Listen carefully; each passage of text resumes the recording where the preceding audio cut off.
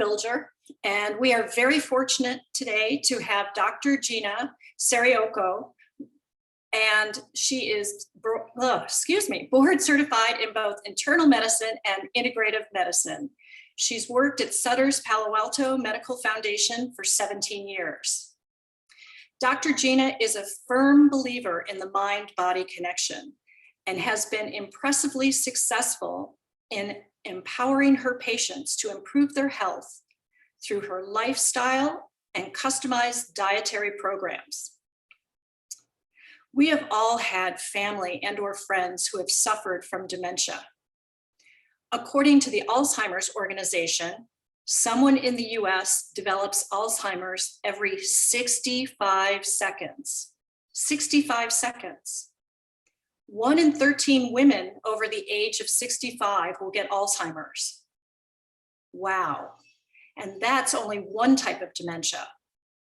So we are here today to learn how not to become the 1 in 13. We are very grateful to Dr. Gina for being with us today to share her expertise on how to minimize our risk. So please feel free to take notes. I'm certainly going to. Also, please keep your questions until the end of the talk. Okay, so over to you, Dr. Gina, and thanks again. Thank you, Cameron, so much for that beautiful introduction. I'm really pleased to be here today. And one of the tenets that I practice with is basically the notion that we all can be more empowered in our own healthcare. So Cameron just listed some pretty scary statistics, and they are scary, but we're going to change that fear into action today, because as you're going to see, there is an incredible amount of research showing that what you do and the choices that you make every day can shift your curve, can shift the chances of developing dementia, or even slow down the rate of that dementia. So I'm going to share my screen here, and let's make sure I can do this, and hopefully you'll all be able to see it shortly. And I find what can be helpful, especially if you guys are on Zoom, is that you can minimize the screen with all the people and their faces on it so that you can see the whole screen. And that's just up to you if you'd like to do that. So I'm going to do that real quick here. Okay, so I labeled this Choosing Smarter, Building Your Cognitive 401k. Dementia prevention strategies. So we all think about our 401k as starting early and building up our nest egg. And with our brain, it's actually not that much different. Alzheimer's disease changes in the brain can be seen up to 30 years before diagnosis. To me, this is an opportunity. It's saying we can all start now. We don't wait until a diagnosis. Now, I have no disclosures. Nobody pays me to say anything that I say today. So when I mention brands or specific resources, I have no conflicts of interest. So we're all coming together today with a similar empowered path. We can take slow steps or big steps, but we're all going to end up at that common path of optimizing our brain health. Now, symptoms of Alzheimer's disease. First of all, Alzheimer's is only one of many types of dementia, but it is the main type of dementia. And some of these symptoms we can see include things like memory loss, difficulty planning and solving problems, completing tasks, time and space, visual depth perception loss, difficulty finding the right words, misplacing items, difficulty making decisions, and then at the end, withdrawing from events or experiencing mood changes. Now, I know some of you might be panicking like, oh, that happens to me. I lose my keys sometimes. But really, Alzheimer's is more of a really gradual change. So again, it's normal for these to happen in a young, healthy person now and then. We want to slow that down from happening all the time. Now, the invitation I want you to have here is to think about dementia very similar to type 2 diabetes. It's not like you wake up one day and have type 2 diabetes. With most people, we can start to see and almost predict who's going to get diabetes, right? Ooh, they eat a lot of sugar. Ooh, it runs in their family. Ooh, they never exercise. Ooh, they're gaining weight. And then we start to see their sugar numbers climb up a little slowly. And then one day you meet the diagnosis for diabetes. Well, imagine if we all took control decades ahead of time. It's very similar with dementia, and we're finding that out more and more. So here's a picture of a healthy human brain, nice and fluffy purple brain. And there's a small area called the hippocampus denoted in yellow. Hippocampus is the learning and memory center of the brain. We grow the brain with a neurotrophic factor, a chemical called BDNF, brain derived neurotrophic factor. This is like miracle growth for the brain. And we're going to talk about some things that have been shown to increase BDNF of the brain. The brain is made up of these green things called neurons. Neurons are the things that connect all the networks in the brain. So what happens in a Alzheimer's brain? We start to see shrinkage. The purple part is smaller, shrinkage of the brain. That's called brain atrophy. Therefore, the hippocampus, the learning center, the memory center, starts to shrink. And we start to see these toxins in the neurons, neurofibrillary tangles, and amyloid beta plaques. These start to gunk up the communication between the nerves. And then we wonder, is Alzheimer's also genetic? Now, the ApoE4 gene is one of many genes that may influence risk of dementia, but this is what I want to show you. You can hack your genes. You are not your genes. So the main Alzheimer's gene, so to speak, is ApoE. We get one from our mom and one from our dad. And the type 4, ApoE4, tends to convey the greatest risk. Now, with things like 23andMe, these are cheap tests, saliva tests you can buy for $199 and get all your whole genetic profile. A lot of you may know your ApoE4 status, but the question is, what do you do with that information?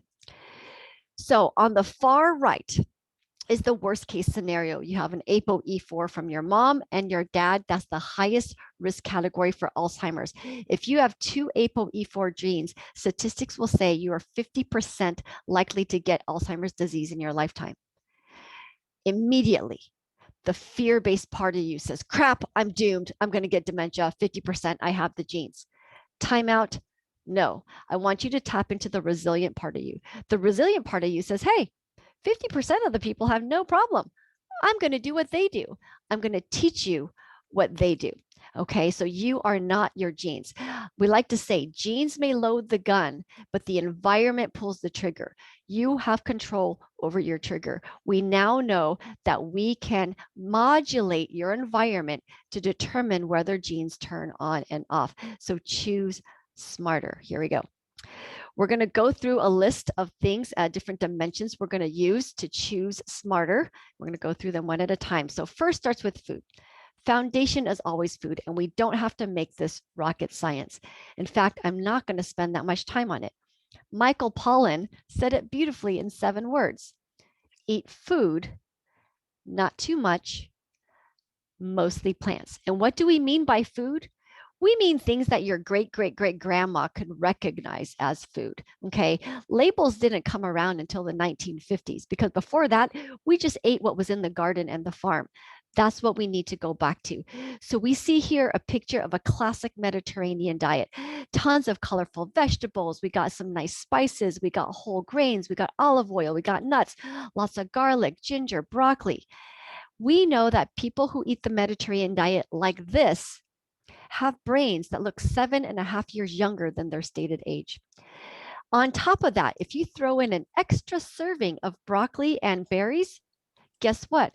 Research shows that you have a 40% decreased risk of developing dementia independent of your genetics.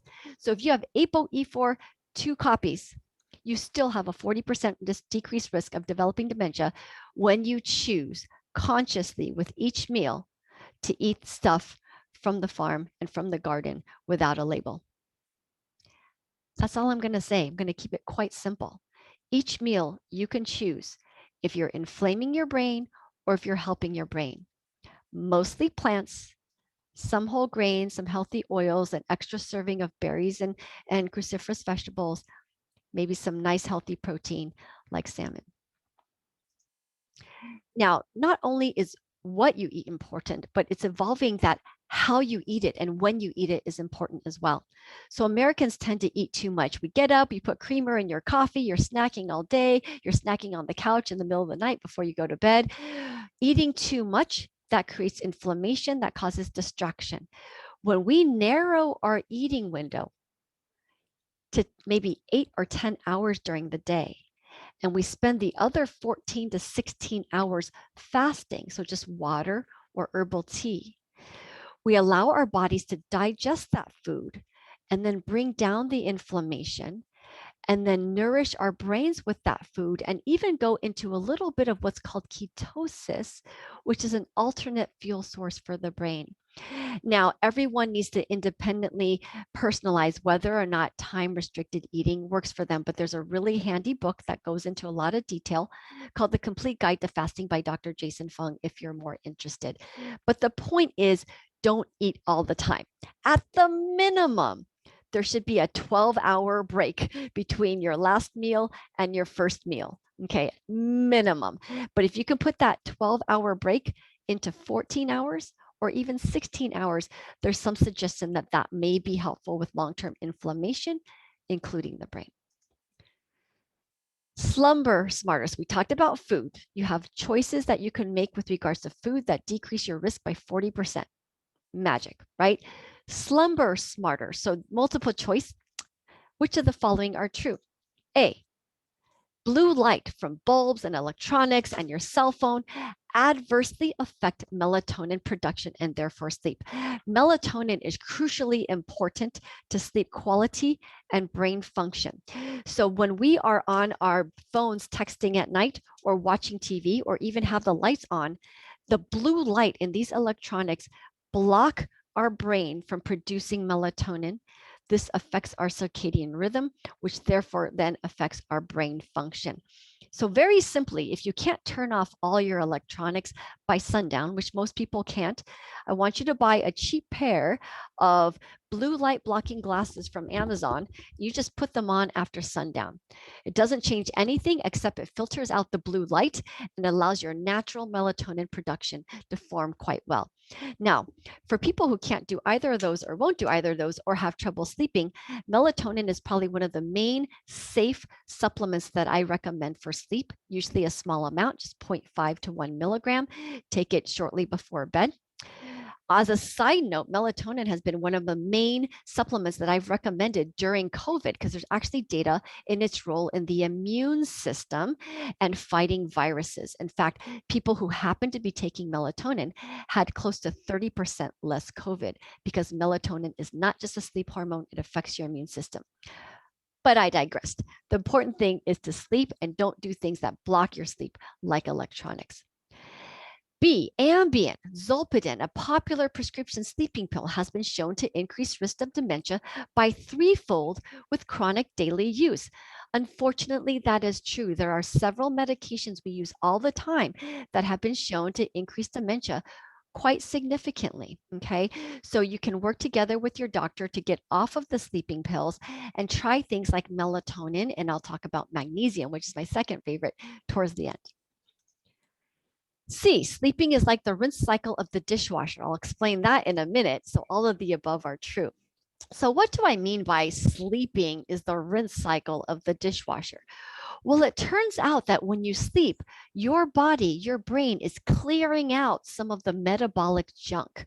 And this was only discovered in 2013, the lymphatic drainage system of the brain, 2013, less than 10 years ago.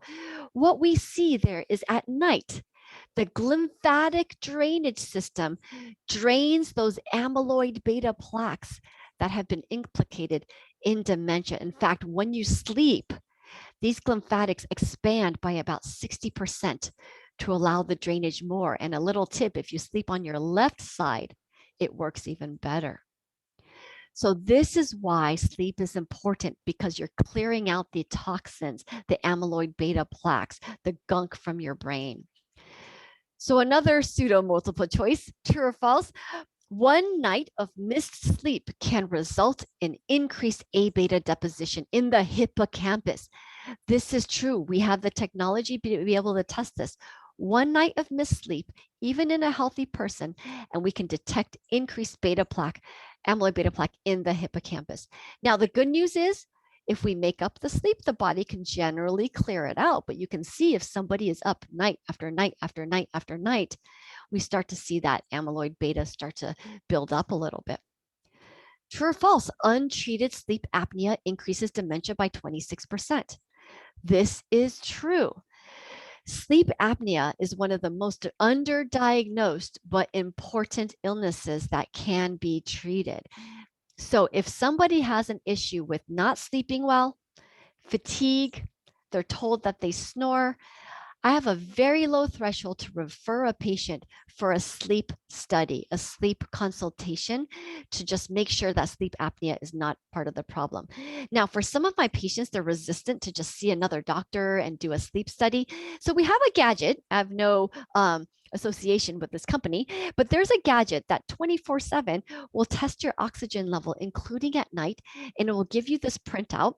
And it will tell you how many times you stop breathing at night, how low your oxygen is going, and how worried you need to be. So if you just want to buy a gadget for a couple $100, this can give you very similar information. And of course, if it's abnormal, you then want to see a sleep specialist for it. So that's called the WellU oxygen ring. And C, optimal sleep for brain health seems to be 7 to 9 hours per night. This is actually true. So we do want to try to encourage that longer REM sleep. Okay. So we talked about nutrition. We can optimize nutrition. We talked about sleep. We can optimize sleep. How about the breath? And really, when I see breath work, I'm really referring to stress. Okay. Breath is all the rage today, New York best time sellers. How are we breathing? Why are we breathing incorrectly? And so much of it has to do with stress. When we read emails, we stop breathing. When we scroll on social media, we stop breathing. When we're watching the news, we stop breathing. We're not breathing correctly because of stress. And why does that matter? Because stress is linked with increased dementia. Chronic stress is linked with increased dementia. Now, this is an empowering talk, so there's something you can do about it. This is really cool data done out of Harvard by Sarah Lazar's group. And what we see here is if we take anyone off the street and we put them through an 8-week meditation program called MBSR, Mindfulness Based Stress Reduction Program, and they meditate for an hour a day for 8 weeks.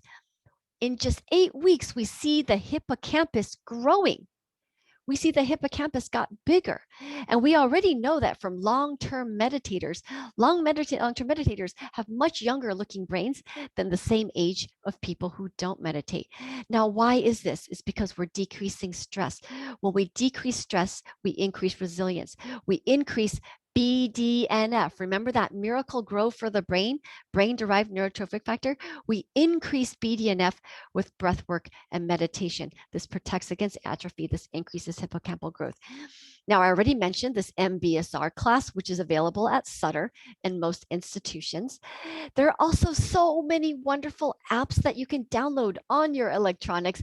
You just got to do them every day. 10% Happier app is great for skeptics. Headspace Calm, my favorite is Insight Timer. I use that every day. Each of these has a beginner's mode, a breathwork mode. You just got to believe it and start doing it. Now, here's the problem though. Meditation and breathwork can help for a little while, right?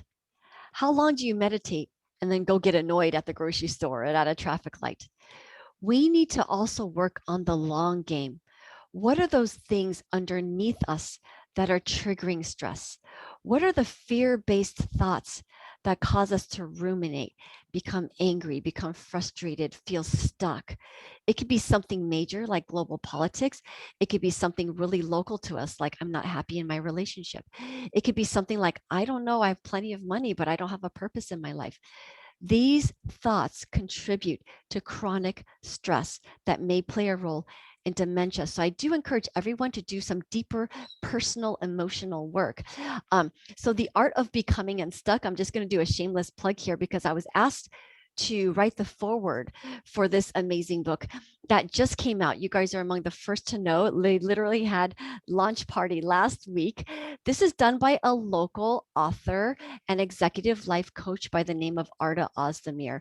And he just outlines one way of personalizing your journey through getting unstuck, figuring out what are those deep subconscious thoughts and fears that are triggering the domino of causing that daily stress or anxiety or angst that then causes us to hold our breath and then is related to long-term risk of dementia. So I wrote here part of the foreword. This is just the first paragraph. This book is much more than a practical life handbook. It is a mirror, a translation guide for your inner psyche, and most of all, a reminder that you have everything you need within you to unstuck yourself and live the life you've wanted. When we are grounded, when we are authentic with ourselves, we are in a more peaceful state. That's a more longer term feeling that meditation and breath work can get you for a few minutes. Now, there are different ways to go uncovering this. You can read the book, you can do any of his workshops. Healing narrative. So I have an example of a healing narrative program by Donna Jackson Nakazawa. And I mentioned her program because she has intimate knowledge of the brain neural networks and how they get damaged from chronic stress. She wrote a book called The Angel, the Assassin, and the Assassin, and talks about the microglia of the brain. So while I haven't done her narrative program, I believe she has an intimate knowledge of what it takes to handle the thoughts so that they don't become inflammatory for your brain. So just a thought of that deeper personal work that relates to untangling the stress that can then increase your risk of dementia. And why does this matter? Because your thoughts matter. So this was published just a few years ago in a really major journal called Plus One. Positive age beliefs protect against dementia, even among elders with the high risk genes. What's a positive age belief? It's being able to say, I sage as I age, and I love getting older, and I have wisdom to share, and I have purpose in my life. In fact, this is so important. How important? 50% decreased risk of dementia, independent of your genes, in a person who's able to say, I have positive beliefs about my aging process. So when we work through our stress, we're able to know our sense of purpose. We know that we have community. We can be linked socially, like your group is doing, which is beautiful. And we're able to express love, not just for others, but for ourselves. And we're able to engage in hobbies and volunteering, and we engage in our spirituality and know our interconnectedness and express gratitude and joy. 50% decreased risk of dementia, no matter what your genetics show. Age beliefs are important. Cultivating your thoughts are important. Now, you can do gratitude journals and you can do manifestation meditations, but I really believe that doing the deeper emotional work will help you get to this state a little bit sooner. So we talked about, oh my gosh, I'm losing track now, your nutrition and your sleep and your thought process. What about movement? Again, just like food, we don't have to talk about this too much. Sitting is the new smoking. So based on clinical research, a 35% reduction in dementia is seen in patients who work 10 hours a day at a desk job? No. Commute by car 1.5 hours a day? No. Play computerized brain games like Brain HQ for an hour a day? Perhaps. Or walk an average of 6 miles per week?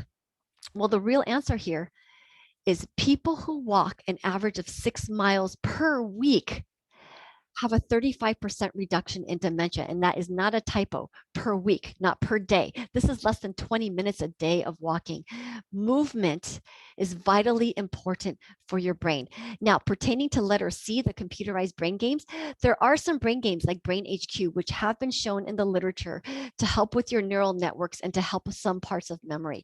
So rather than playing some of the silly things that we all get addicted to, I don't play them, so I don't know them, like Tetris or whatever. If you're going to play a game, Brain HQ might be a good thing to look into because it's actually helping to retrain your brain. But let's talk about that movement, okay? Why? Movement increases BDNF, that miracle growth for the brain. It decreases brain atrophy. It increases hippocampal volume.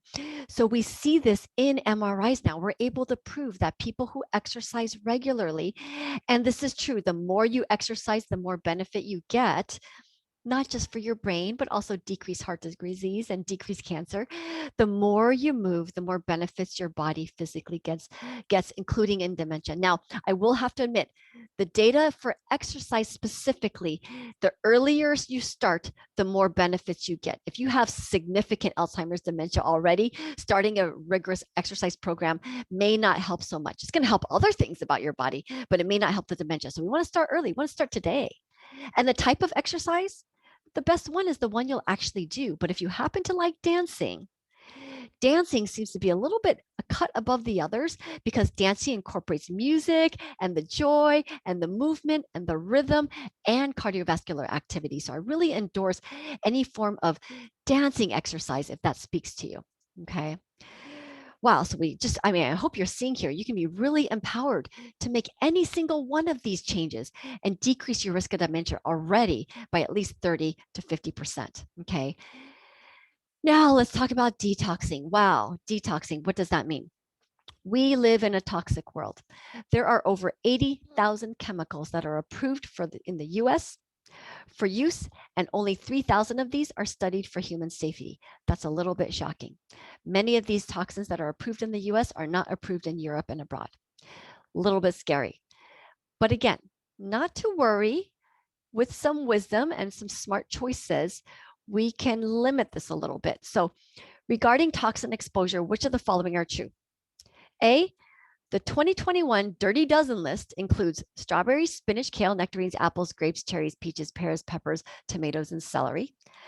I will tell you that is true. If you don't know about the Environmental Working Group, write this down, ewg.org, and check them out. Every year, they will publish a list of the 12 most heavily pesticided foods. This year, they tend to stay the same year to year, actually. So if you can't buy organic all the time, at least spend the few extra dollars to buy organic of these foods because these carry the highest pesticide load. The EWG website also talks about personal and home care products. So think about it. Anything that you put on your body is getting into your skin and getting into your tissues and getting into your brain. So if you look at a lot of your really fancy, expensive home care personal products, a lot of them have a bunch of chemicals that you can't pronounce. Those chemicals probably aren't doing good things to your body. So you can take a look at which ones might be a little bit safer. And of course, avoiding plastic. Do not heat up plastic. Try to avoid plastic water bottles. Very good data about those and their role in toxicity in the body and the neurotoxicity. B, compared to the countryside, there's a 40% increased risk of dementia in urban dwellings within 50 meters of a major highway. Wow. I think fortunately, Los Altos Hills, most of you aren't within 50 meters of a major highway, but it's just proving the point that the closer you are to concentrated pollutants like cars on a major highway, 40% increased risk in dementia. And this study has been done globally. So not just here in the US, but in London and in China and in Europe. So for your entire future, try not to live right next to the highway, but also just the notion of, do you need to filter things from your house? So when we had all those major fires here in California, lots of plastics being burned into the air. So I do encourage us to all have a HEPA filter in our house. And when you're in heavy commute, these days with the pandemic, not so much heavy commute, but if you find yourself in heavy commute, click that restart button on your car so you're not continually pulling in new toxins into your car. How about smoking? Just don't smoke. Smoke has a 70% greater risk of dementia. So that's an easy one. How about oral care? Oral care, good oral care may decrease bacterial toxins found in 90% of Alzheimer's brains. So remember when I showed you that there are amyloid plaques in the brain? Well, it turns out in the middle of a lot of those amyloid plaques are pathogens, are bacteria and spirochetes, pathogens. So your body was trying to protect yourself from those pathogens. So it turns out a lot of those pathogens come from the mouth. So if you got a lot of gingivitis and inflammation, you increase the likelihood of those bacteria getting up into your brain. So floss daily, engage in good oral care. I'm going to take a breath here. Take a breath with me. Okay, let's keep going. Now, like I said, this is an empowering talk. So our bodies know how to get rid of most toxins. So let's talk about that. Don't get scared by this next slide here. This slide is a picture of a liver, and it goes through the different steps that a toxin engages in by the liver, goes through a phase 1 to become an immediate intermediary, then goes through a phase 2 to become excreted. And it gets excreted in your feces and your urine. So every time you urinate and have a bowel movement, bless your body, you are detoxifying right there. But you'll see for your liver to detoxify, it requires a lot of nutrients, that are found in vegetables and amino acids from proteins. And so lots of these nutrients are needed for your detox process. And to make it simple, if I could only bring one group of vegetables with me to a deserted island, it would be cruciferous vegetables. That's your broccoli and cauliflower and cabbage, arugula, bok choy, Brussels sprouts, kale. I highly encourage anyone who cares about their body to eat these every single day, not just for your liver, not just for your brain, but also your heart, your immune system, and the list goes on. So cruciferous vegetables. Also, the alliums, most commonly in garlic and onions, really important for this process. And then on a bed of that Mediterranean diet, leafy greens, we'll talk about turmeric at the end, berries, green tea, very potent antioxidant and healthy protein. So again, with our food choices, we can help our liver to detoxify from those things in our environment that would otherwise affect our brain. Okay. How about sauna? I love this one. True or false? Research suggests that a daily 20-minute sauna can decrease dementia by 65%. Let me just let that sink in. Is it possible that sweating for 20 minutes in a sauna can decrease risk of dementia by 65%?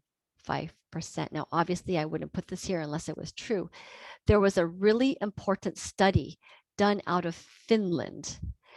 And in Finland, if any of you have been there, you'll remember that there's a sauna culture. The sauna culture, people pop in, they sweat for 20 minutes, they leave. It's not a big deal. It's not a day at the spa. It's just you pop in, you sweat, you leave. So, what this study looked at, it looked at 40 to 60-year-olds who did an average of a 20-minute sauna, hot sauna. This is really hot, 170 degrees, for 4 or more days per week. And they compared it to people who just did 1 day or less, not at all. And they followed those people for 20 years. And wouldn't you believe that there was 65% decreased risk of dementia in the people who did sauna most days of the week? And not just decreased dementia, but also 40% decreased all-cause mortality. This is mind-blowing. Now, there's a lot of theories as to why this works, but one reason is for some of the toxins, if you can't urinate it out and you can't poop it out, you sweat it out. And I do this all the time in my integrative practice. I see people with really high toxin loads. We engage in a sauna practice and their toxin levels come down. So before you go out and buy a sauna, please, please, please talk with your doctor and make sure it's safe for you to do so. You want to start slow, build up slowly, be really careful if you have any blood pressure issues. Make sure you stay really well hydrated. I usually tell people to drink a whole electrolyte fluid right before they get into the sauna. So start slowly. Okay, this is not something that an average 80-year-old should just start doing out of the blue. Now, because I get this question all the time, people that I trust have done the research and endorse these two brands in particular, although there are plenty of really good brands, Sauna Space and Relax far infrared saunas. Wow. So we just pulled about 6 different levers of empowerment, each with very strong data that any one of them will decrease your risk of dementia. You start combining them together and they work. Do we have proof that if you combine them together, that they work? Yes, let me just show you something. I hope you've heard of the blue zones. The blue zones are regions on this globe where people commonly live past 100 years old. Commonly live past 100 years old, and not just that, but in these zones, there is 75% less dementia than in the average US. So you'll see this is in Japan and Greece, Sardinia, Italy, Nicoya Peninsula and Costa Rica, and also Loma Linda, California. Loma Linda happens to be an area where there's a lot of Seventh-day Adventists who practice a no alcohol and vegetarian lifestyle. Um, but you'll notice that a lot of these other places are anything but vegetarian. So there's the key here is that there's not just one thing that you have to do, it's the lifestyle. And the similar thing that this book, The Blue Zones, if you want to know more, the 9 lessons that they learned that was consistent in all of these areas are listed here. Let's start with the upper left. These people tend to move naturally. They walk to the store, they go for a walk, they walk after dinner, they walk to church. They have a sense of purpose. They know why they're alive. It might be raising the grandkids, it might be writing a book, but there's a sense of purpose. They have time to downshift, time to relax. They're not running from thing to thing to thing, okay? They practice the 80% rule. Remember Michael Pollan that I mentioned in the beginning? Eat food, not too much, mostly plants. So the 80% rule, mean you eat till you're 80% full. Don't eat until you're totally full, okay? With a plant slant, so a plant forward, mostly stuff you can recognize from the garden. You know your tribe, you know your sense of belonging, you know who your family is and who's got your back, and family first.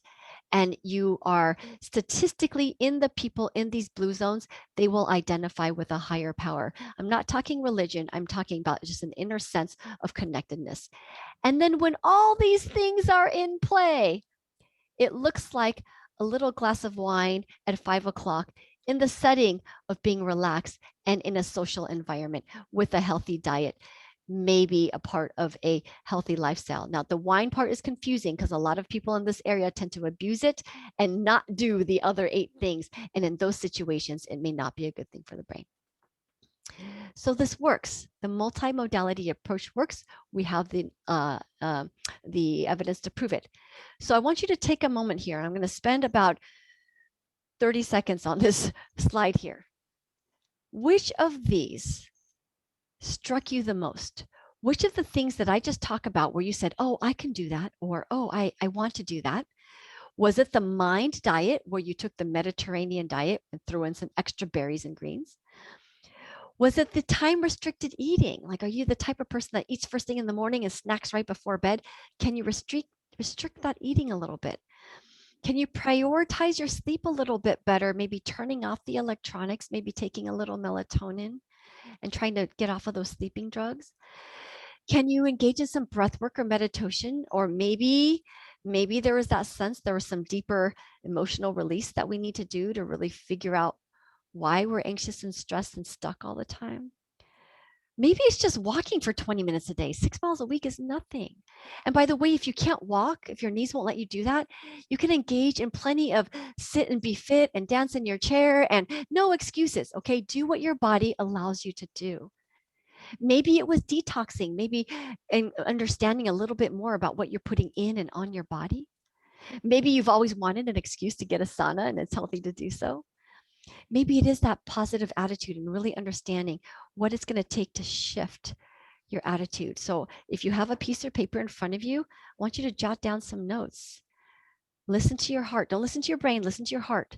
Intuitively, what is one thing that you feel like is within your grasp that you can start to change? Because that one thing is going to open the door to that path to empowerment of decreasing your risk of dementia down the road. Okay. And if you've already been on the path of dementia, all of these things can slow down the rate and possibly even reverse. All right, so see what you can say yes to. Now, on a bed of everything that we just talked about, supplements. Now, listen, I can do a 1-week conference on supplements for the brain. And if you Google this at all, you will get 100 different supplements that have some literature supporting their use in dementia. However, taking 100 pills a day is not the answer. It's just not the answer. So I'm going to give you the top 4 that I think support your brain And if there's evidence to support your brain, but not only your brain, right? What good is your brain is your body if your body falls apart. So these are supplements that help the whole of you. You are one interconnected being. We want your immune system to work well, your cardiovascular system to work well. We want to prevent heart disease and strokes. We want to prevent cancer and dementia, right? So let's look at the big picture. These are going to be my top 4 for the big picture, including the brain. But I'm going to talk about food first. So magnesium. Magnesium is good for the brain. There was a study done out of Taiwan that showed people who just happened to be taking magnesium had a 40% risk of decreased risk of dementia. Now, you don't want to take magnesium high amounts if you have any element of kidney dysfunction or kidney failure. Okay. But in a healthy person, lots of magnesium, mainly through pumpkin seeds, dark chocolate, and a couple of these other healthy foods, but it's actually hard to get enough, even if you're on a really good diet. Turmeric. Turmeric is a beautiful anti-inflammatory. It decreases inflammation in the brain, decreases inflammation in the joints, and it can be found in this beautiful spice that you can throw into your soups and your stir fries, curry. Omega-3 fish oil. Now, omega-3 fish oil is mainly found in fatty fish. We have to be careful with fatty fish because large fatty fish like tuna have a lot of mercury. Heavy metals like mercury are not good for your brain. So the best fish are going to be the smash fish. Smash fish are sardines, mackerels, anchovies, salmon, and herring. So you can Google the smash fish and try to eat a couple servings of those a week. And then vitamin D, the sunshine. We've become so afraid of the sun that we're all vitamin D deficient. I've been working here 17 years. 80% of my Silicon Valley population is way deficient in vitamin D because we all wear sunscreen. When you wear sunscreen, even SPF 15, you block 99% of your vitamin D ability in your skin. Okay. So I think it's safe for most people, talk to your dermatologist, but for most people, it is safe to go outside between 11 a.m. and 3 p.m. for a good 10 to 15 minutes to get some natural sun. But half of the year, we're not going to be going outside in a tank top and shorts. Like, you need your skin exposed, okay? So when this can't happen, then we talk about supplements. So magnesium glycinate, I'm going to point out here. Whoops. I'm going to point out magnesium glycinate. Glycinate and magnesium are both really helpful for sleep and anxiety and leg cramps and your brain. So for most people who are having issues with any of those, I recommend magnesium glycinate at night, anywhere between 200 to 400 milligrams. Now, as a little tip, if you happen to have any constipation at all, then you want to take magnesium citrate and take enough to relieve your constipation. I always tell people you're not overdosing until you have diarrhea. So take enough to get diarrhea and then back off just a little bit. And that's your magic dose of magnesium. Okay. Vitamin D, I can tell you with pretty much extreme confidence that everybody can benefit from 2,000 units a day of vitamin D. Vitamin D really should be taken in a combo product with vitamin K2. This has to do with calcium metabolism. That's a little side note. You always want to take vitamin D with a fat containing meal. If you take it with water, you're just going to poop it out. Take it with a fat containing breakfast or lunch. Turmeric. Turmeric needs to be taken with a little bit of piperine or black pepper to really absorb it into the body. You want to take that daily with a fat containing meal. Again, helpful for the brain, but also any sort of joint inflammation or colon inflammation. And then omega-3 fish oils. Here I am going to give you a brand because you want to take a pure fish oil. So Nordic Naturals, available at finer stores, will be a good source of that, 2,000 milligrams a day. So again, the foundation is the most important. You can sprinkle a few supplements that help your entire body, including your brain. And I'm not going to get into any of the more esoteric things right now.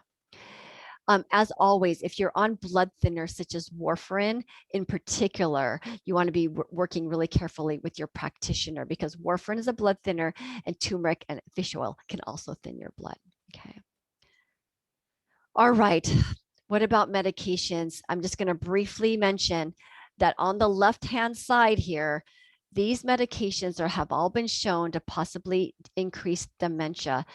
Daily Benadryl, daily Ativan, daily Paxil, daily Ambien. These are some of the more common ones I see. Also, some of the medications used for urination and incontinence. Now, don't stop these medicines cold turkey, but engage in a conversation with your doctor about whether or not switching to one of the less possible dementia causing medicines might be appropriate for you. There are quite a few here, and maybe even some non-drug approaches, okay? What about your numbers? You all get blood tests every year with your doctor. And unfortunately, normal is not always optimal. There are certain numbers that you really want to be optimal. Now, doctors are great about diagnosing problems. Doctors are great about putting diagnoses on your problem list and giving you a pill, but we're actually pretty terrible at making sure your numbers are actually reaching goal. And so for that, I talk about blood pressure. Goal blood pressure is 120 over 80 or less. Now, for anyone over 75, I do liberalize this a little bit. Again, it has to be personalized to your condition, but make sure it's optimized. Make sure you're not, if you're lingering around at 150 over 90 most of the time, we got to improve that. That's going to affect your brain. Same thing with cholesterol. Now, as a side note, one of the top ways that doctors will decrease your LDL to this goal is with a statin drug.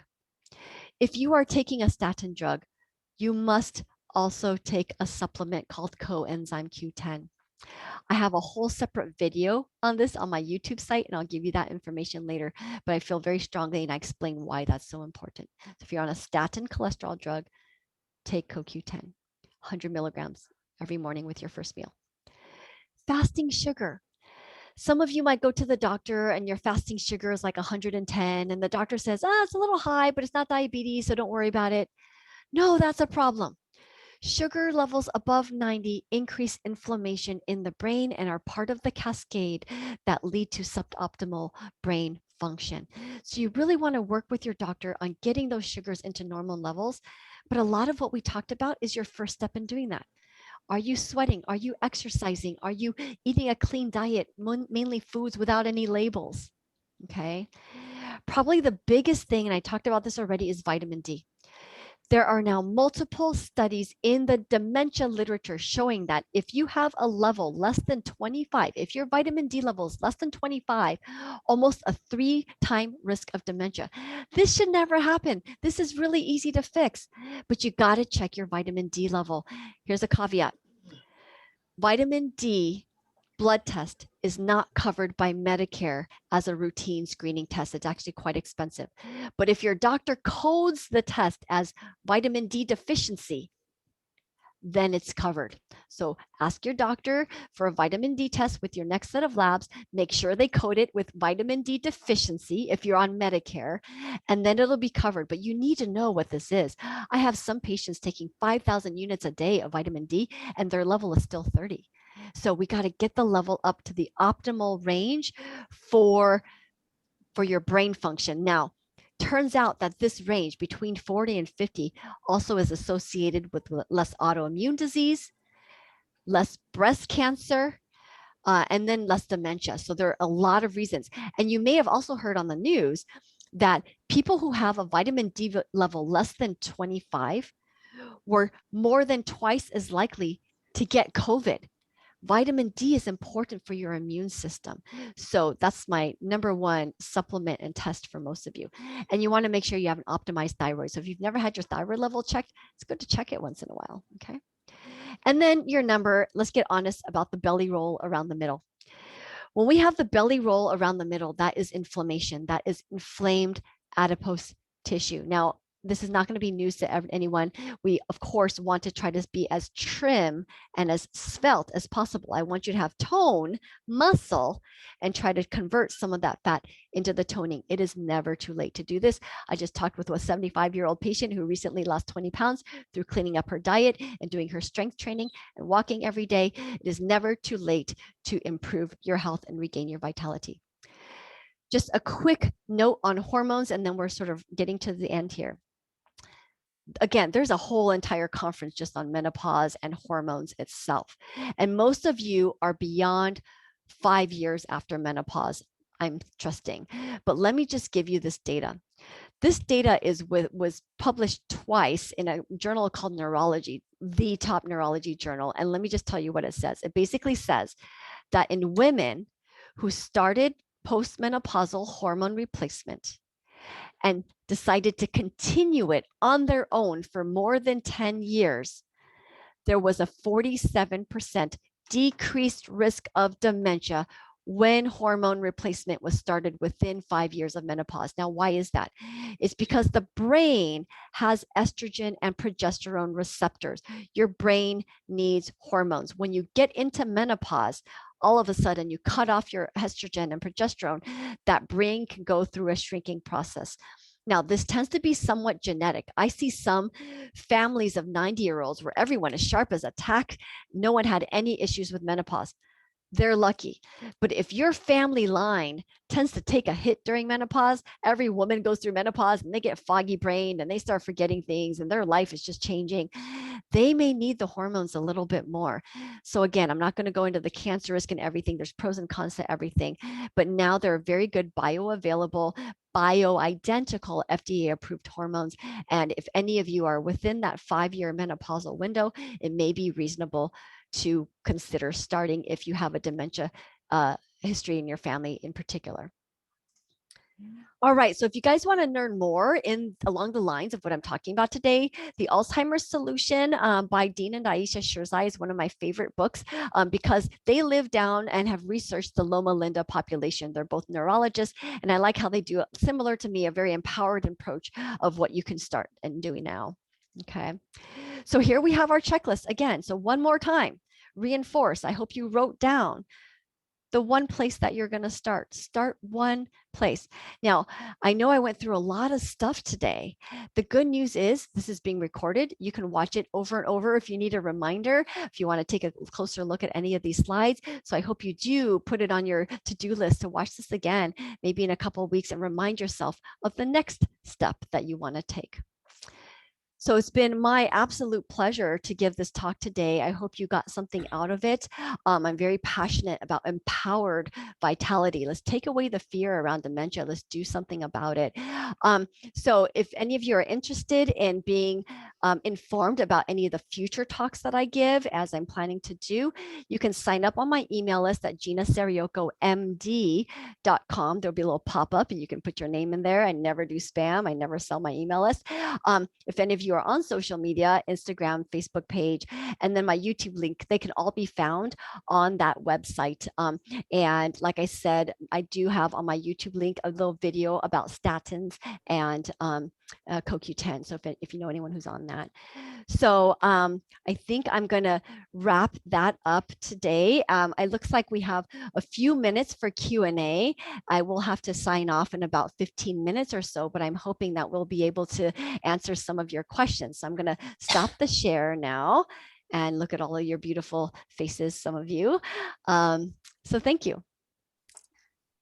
Okay, well, thank you, Dr. Gina. I'm going to call you Dr. Gina because I don't know how to say your last name. We do have a chat.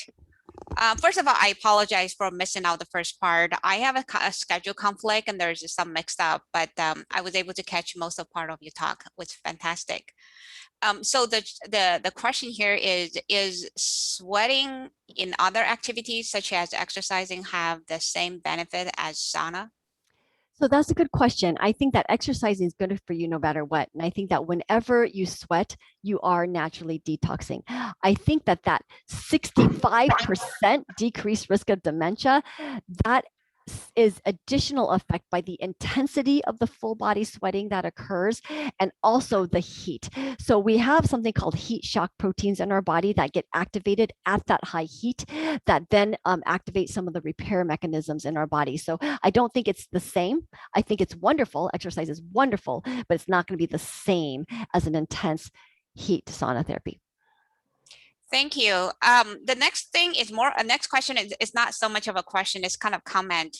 Do you believe in the balance of yin and yang in your? Yes, I mean, absolutely. So, I mean, everything about life is going to be a balance, whether we're talking about emotions, whether we're talking about perspectives, whether we're talking about nutrition. So I don't like to be militant in anything, but I do think it's important to honor that balance within us and whatever that means to you. Right. So if you're the type of person that just really cannot do without that glass of wine at night, and just that one piece of chocolate cake a week just really gives you so much joy and vitality, then go for that. But be present with it. Enjoy every single bite of it and be present with it. And I think that's the way we can start to balance the two sides of us that wants to promote health, but may also be wanting to honor the other side of us as well.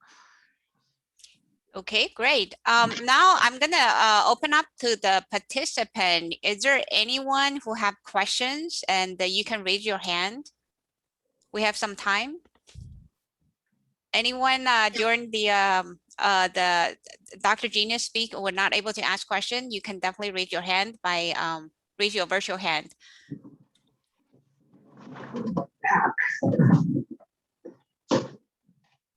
Or you can just ask it directly and unmute yourself.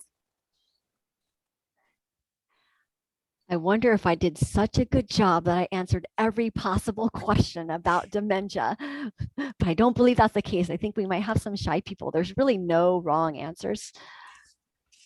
I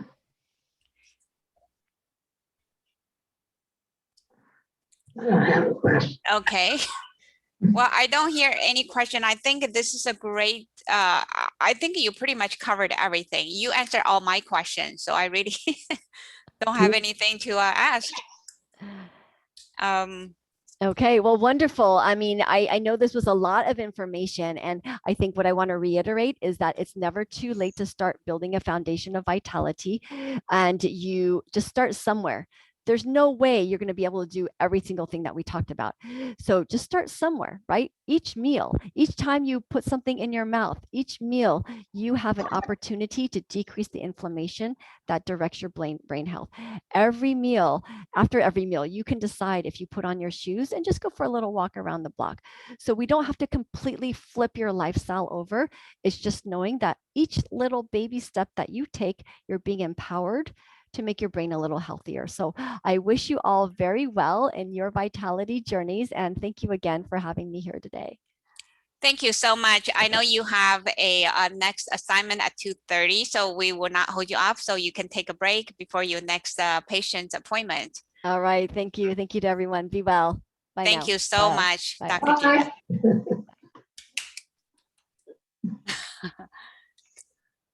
Okay, well, we got no one asked questions, so I guess everybody knows how to prevent future dementias and be healthy and exercise.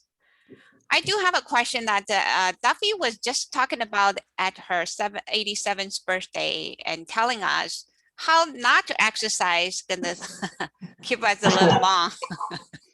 So during the Dr. Gina's presentation, I was kind of debating myself, well, is Dr. Gina right? Is Miss Price, Duffy Price is right? I don't know which one is right. I mean, you are 87, you are healthy and living and such a great example. You told us not to exercise, so. Okay, that was a joke. Oh, it was a joke. I think But it was a listen, joke. It was, but let me say this, that I think that her lecture was excellent. I've heard her before and I thought it was really it summarized so many different aspects. And the food, I really have to say that I enjoyed that aspect of it, but taking it all together, I mean, any one of those things, if we're not doing them, we can implement and take advantage of some of them. For example, I get leg cramps sometimes at night, and I really enjoyed hearing about what she recommended for leg cramps. Also, my podiatrist told me to hold my legs straight up in the air for 5 minutes before I go to bed. So think about that if you have leg cramps. He said the theory is that you want the blood to drain back out of your legs because you've been up all day long running around. And if it comes back, then it will be resurged back in with fresh new blood, which will then reduce the leg cramps that you particularly have at night when you're sleeping, or if you wake up and you have leg cramps. So think about, there's all these different little techniques we can use. But it was a joke, Liz. I was joking about no exercise. Okay? I know you were joking. You wouldn't do that. You did that every year when it's possible. Right. get a dog, right? If you need to go out, walk around. Okay. I think moving around, constantly moving around is a great way to prevent a lot of illnesses. And I truly believe that. And it's better moving around than play games, play computer games. You know, Yeah. I think that's Duffy's secret. Duffy's always moving around. And those of us who are a little hyperactive, we're not sitting in one place exercising, but we're constantly moving. I have a suggestion on the sunshine, which struck me as I had more time to be at home. I advise you go out and get sunshine on parts of your body that have not been getting sunshine the rest of your life. You know, you don't want to go out and get the sun on your face and get a farmer's tan here. You want to uncover some part of your body that you haven't been getting sun on and go out and get your sun every day. Yeah. That sounds good. That's good. Good idea. Definitely. So in general, what did you think of her lecture? Was it, how did it affect you personally? Well, I thought it was awesome. I really got a lot out of it. I've taken pages of notes and lots of things to think about. Yeah, definitely. I mean, it's good thing that we have the recording. So this is probably one of the most educational events that I have been with the club. Rest of them are very entertaining. It's great, but this is really tell us how to live healthy and what is the right thing. And not only just apply to dementia, just to apply to overall health. She was very thorough. She did it very which thorough. reflects her specialty as an integrative practitioner. She should be speaking to all those things. And I appreciated that she addressed things that more specifically in nutrition that a lot of physicians are just not educated on. She's pretty well covered that. Her focus, her emphasis as well on some mindfulness and balancing your lifestyle. She was hesitant to say stop drinking, but stop drinking is a really good thing to do. Or just be moderate. Everything. You know, alcohol is a poison, but we love it. So what can we say? You know, I we love our think wine. I guess we should all think about getting a sauna. Yeah. Sounds good. Add that on to the pool. Yes, our own sauna. That was interesting about perspiring and sweating, you know. That's a good way to get rid of all the toxins. Right. I knew saunas were good, and I was thinking about that. I've looked at them a couple different times, and then I have always in the past balanced it out with, because I practiced Bikram yoga, I was getting my hot time in the studio, but the studios are all, I still haven't been back since COVID. So yeah, I'll have to start looking at getting a sauna again. Yeah. Michelle, this is Diane Claypool. yeah. I just wanted to say that I went to YouTube and looked her up, and she has a lot on YouTube. This whole talk is on her YouTube channel. Oh, that's good to know. The whole thing, plus other things that she mentioned. Good. So if you want to hear it again, that's an easy way as well. I see Dr. Gina is very well spoken, very well represented. I'm not surprised if she has been done multiple speeches at multiple different places. She's giving out a very, very good organized information. So I'm sure she has been spoken many places before and after as well. And I'm hoping one to... thing. Go ahead. No, I'm sorry, Michelle, I didn't mean to interrupt you. No, you're not. Your turn. Okay, I was just saying the one thing I was a few minutes late, but I don't think I saw it in anything that she hasn't mentioned, which is, and I don't know if it relates to dementia specifically, but just general health, pain management, calming, is the use now of cannabis oils in whatever ratio. So cannabis is coming up as a safe thing to take alternately, and we can do that in California as a supplement to address a number of things. But I actually not sure how much it applies to dementia. Interesting. Cannabis was one of the topics we were actually trying to brought it up to this club. But someone should have asked her this question today.